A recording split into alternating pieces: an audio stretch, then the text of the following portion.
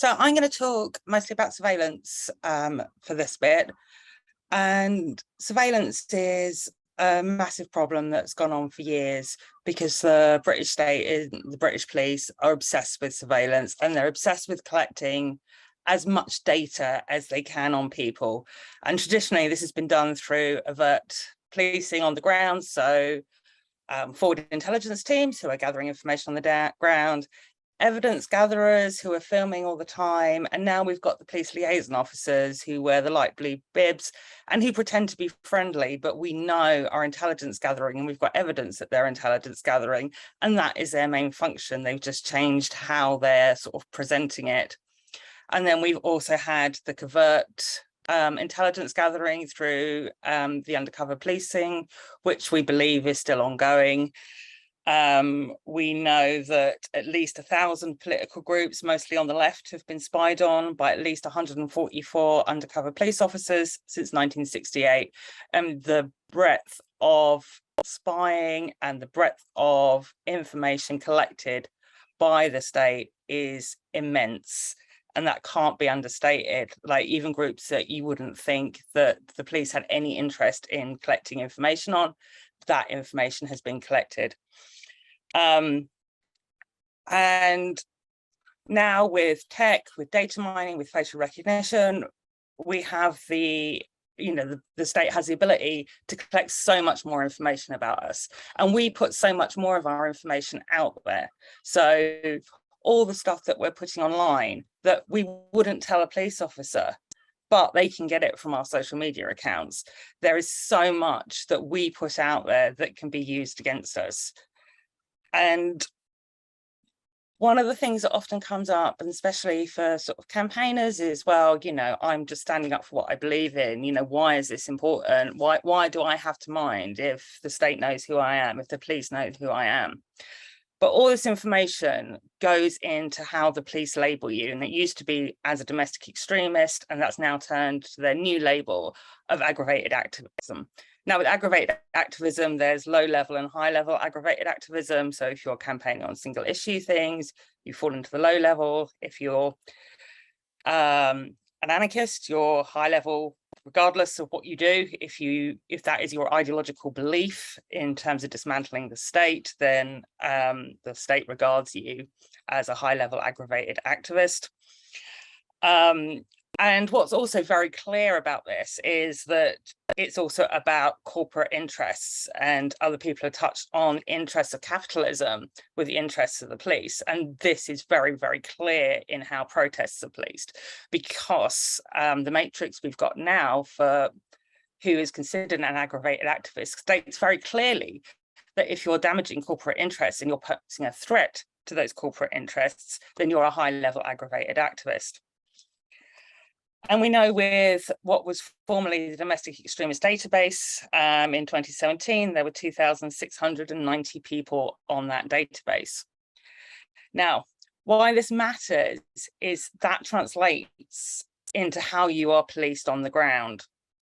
So if you are labelled as a domestic extremist or an aggravated activist, that determines who you're policed by. So high-level aggravated activists are always policed now by counter-terrorism policing.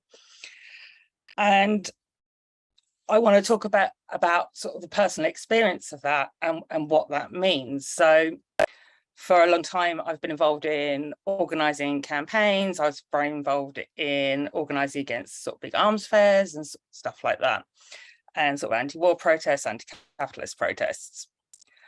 I got to the stage where every protest I went to, I was followed by at least 2 police officers. I was followed after the protest finished. I was followed to the pub. I was followed home. When my child was little, sort of the age that Annie's child is, I was followed by police with my child. I was filmed breastfeeding my child. It's meant loads of arbitrary arrests, arbitrary stop and searches. So often I was arrested for being me and not for anything that I did. Now, those arrests didn't go anywhere. The prosecutions weren't successful, but what happened was that the mental health impact of what they did was immense, and they chased me into my dreams, and I was dreaming about them. And eventually I had a breakdown because of the surveillance and because of the policing tactics that were used against me, because I want to fight for a better world, because I don't believe that the world that we live in is just, and I believe in a better solution to things. And so one of the things I always think is really important to talk about in relation to surveillance as well is that mental health impact, because we talk a lot about sort of physical assaults, torture, and how that impacts on people.